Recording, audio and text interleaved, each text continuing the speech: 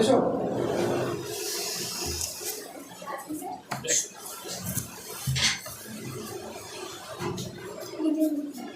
Good morning, sit down. Good afternoon হয়ে গেছে, বসো, সিট ডাউন।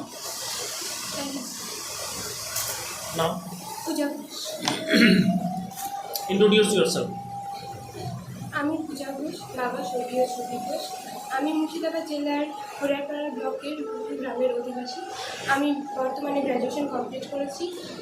এখন কম্বাইন্ড লেভেলের পড়াশোনার সাথে সাথে বাচ্চাদের টিউশন করা। বাচ্চাদের হোম টিউশন করাও? কোন ক্লাসে বাচ্চাদের পড়াও? ক্লাস 4 পর্যন্ত। তাই 4? কী কী পড়াও? সব সাবজেক্ট। সব সাবজেক্ট। বাচ্চাদের পড়ানো বেশ কঠিন নাকি? হ্যাঁ, তো বড়দের থেকে তুলনামূলক কঠিন, কারণ বাচ্চাদের ক্ষেত্রে অনেকটা টাইম লাইন দিতে হয় অনেকটা পড়ানোর সময়। আর তাছাড়া অনেক সময় পড়তে চায় না, মন খারাপ থাকলে পড়বে না, বাড়িতে বায়না করে, সেইগুলো ম্যানেজ করা একটু কঠিন। বাড়িতে সাবজেক্ট কঠিন আর কে না। কে আছে তুমি ছাড়া? ভাই বোন? আমি, ভাই আর মা। ভাই কী করে? ভাই আমার থেকে ছোটো, বর্তমানে কিছুই করছে না, টেক্সটাইল টেকনোলজি নিয়ে 4th semester 4th year complete করার জন্য বাড়িতে গেছে। তোমার সাবজেক্ট কি? আমার সাবজেক্ট বাংলা। বাংলা। মুর্শিদাবাদের একজন বাংলা সাহিত্যিকের নাম বলো। মহর্ষিতা দেবীর হাজবেন্ডের কি নাম? তার বিখ্যাত উপন্যাস কি মহর্ষিতা দেবী? অরণ্যের অধিকার, 1084 নাম। বাংলা সাবজেক্ট, বাংলায় অনার্স করেছো, তারপরে পুলিশ সার্ভিসে আসছো, তারপরে তোমার তো ন্যাক টিচিং প্রফেশনে, তাহলে পুলিশ সার্ভিসে হ্যাঁ, টিচিং প্রফেশনে ঠিক ন্যাক না, আমার ছোটো থেকেই মানে পুলিশ বা এরকম ডিসিপ্লিন জব পছন্দ। আর ডিসিপ্লিন জব? হ্যাঁ, বিশেষ করে ইউনিফর্মের উপর একটা ন্যাক আছে আমার। আর তাছাড়াও এটায় অনেক জব ডাইভার্সিটি আছে, প্রমোশনের সুযোগ আছে, তারপরে মানুষের সঙ্গে সরাসরি যোগাযোগের একটা ব্যাপার থাকে। টিচিং প্রফেশন ভালো না? না, টিচিং প্রফেশন অবশ্যই ভালো, কিন্তু অনেকের অনেক জিনিসের উপর ন্যাক থাকে। এবার হ্যাঁ, আমি গ্র্যাজুয়েশনটা কমপ্লিট করেছি কারণ সেই টাইমে বসেছিলাম, আর পরীক্ষা টরীক্ষা তখন থেকেই দিতাম, কিন্তু তখন তো সেরকম হাতে কোনো সুযোগ ছিল না। এবার এই সুযোগটা পেয়েছি। পুলিশ ছাড়া অন্য কোনো এক্সাম দাও? হ্যাঁ, সমস্ত রকম এক্সাম। তো তোমাকে যে কনস্টেবল নেবো আমরা, কী কী গুণ আছে তোমার মধ্যে যে আমরা নেবো? কনস্টেবলে মানে যে গুণগুলো থাকা দরকার, পড়াশোনা করা, মানে পরীক্ষায় উত্তীর্ণ তো আছে। হয়েছি, কাজও কমপ্লিট করছি, মানে যেগুলো ফিজিক্যাল মেজারমেন্ট পরীক্ষায় পাস করেছো, এছাড়াও আর কিছু কি গুণ আছে যেগুলো পুলিশের দরকার হতে পারে? হ্যাঁ, সাহসী, তুমি সাহসী, আর মেন্টাল স্টেবল, আর আর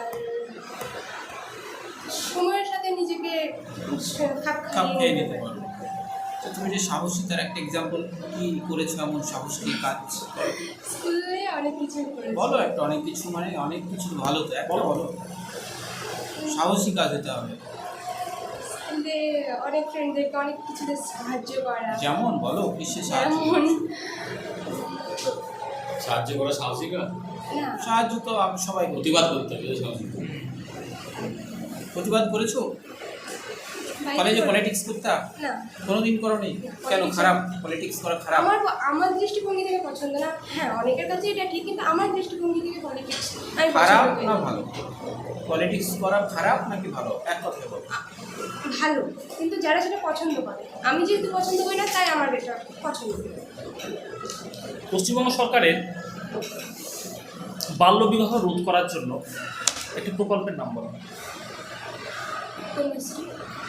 কন্যাশ্রীর বয়সটা কত হতে হবে, ক্রাইটেরিয়া কি বলো? কন্যাশ্রী 18 বছর বয়সে, 18 বছর মিনিমাম 18 বছর বয়স হতে হবে, মানে 18 বছর পূর্ণ হতে হবে। কন্যাশ্রী পেতে গেলে হ্যাঁ।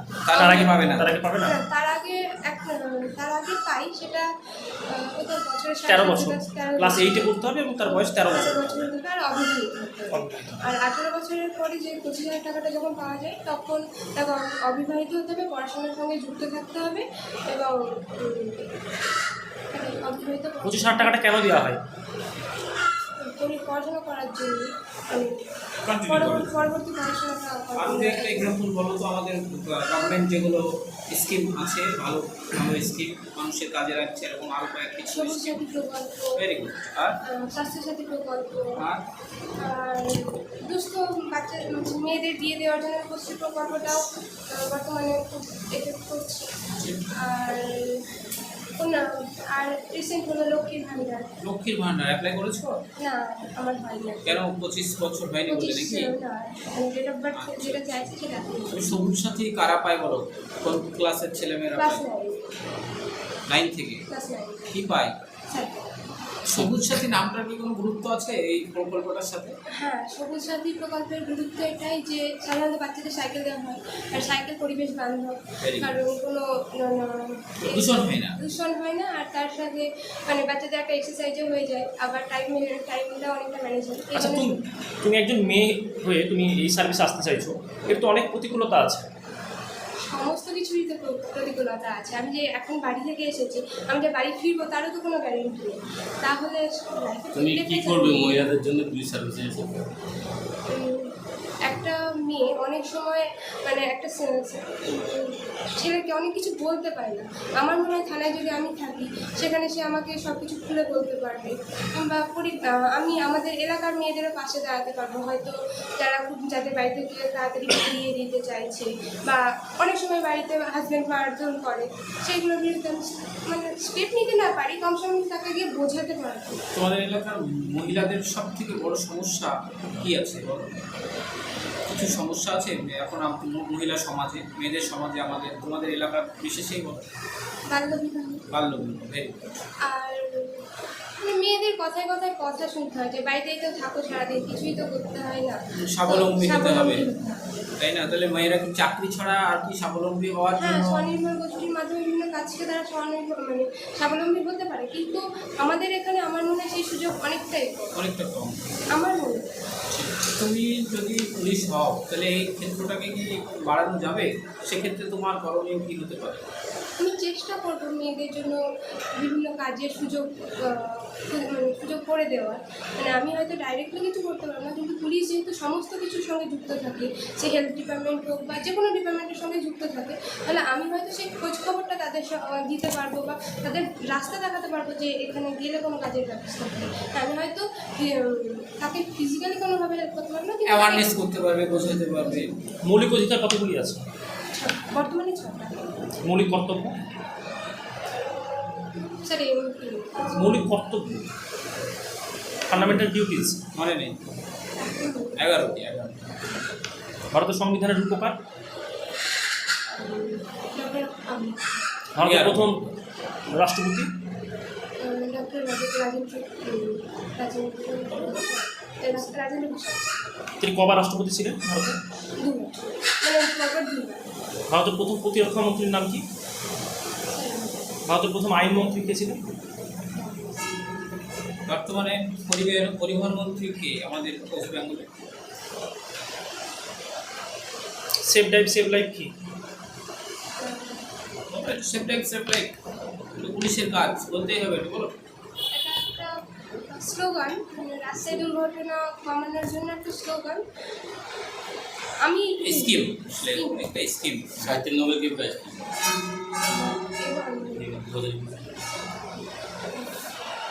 স্যার এই মুহূর্তে বলছি তো এখন কোন লেখককে ভালো লাগে, ভালো লেখককে ভালো লাগে? আমার শরৎচন্দ্রের গল্প করতে মানে এখনকার বর্তমানে বর্তমানে লেখক আমি খুব একটা মুর্শিদাবাদের একজন মানে এখনো লিখছেন এমন একজন সাহিত্যিকের নাম বলো। লেখালেখি করছেন এমন। বর্তমানে বুঝতে পারছি। মুস্তাফিজ বেঁচে আছেন? স্যার আমার জানি না। মুর্শিদাবাদের যে একজন ফেমাস পার্সোনালিটির নাম বলো, বিখ্যাত মানুষের। দয়ারাম সাহানি।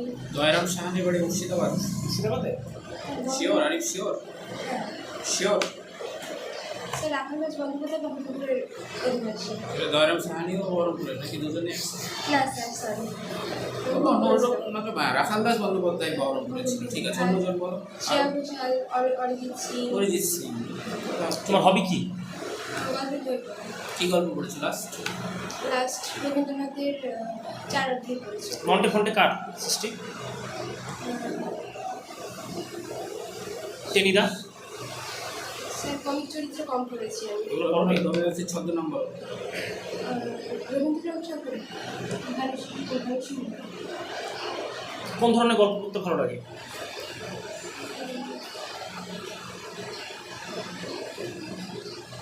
ট্র্যাজেডি। ট্র্যাজেডি। বলো একটা নাম বলো, ট্র্যাজেডি পড়েছো নাম বলো।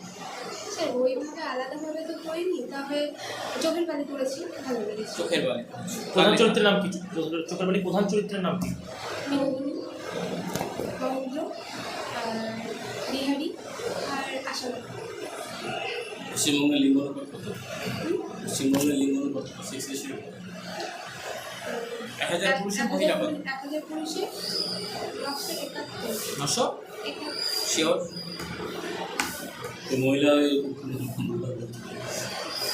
তো বলো যে আমাদের রাজ্যের সবথেকে কোন জেলার সেক্স রেশিও সব থেকে খারাপ, মানে মহিলার সংখ্যা কম সে কোন কোন জেলা, কলকাতা, আর ভালো কোনটা? দার্জিলিং। Very good. ঠিক আছে এসো। Thank you sir.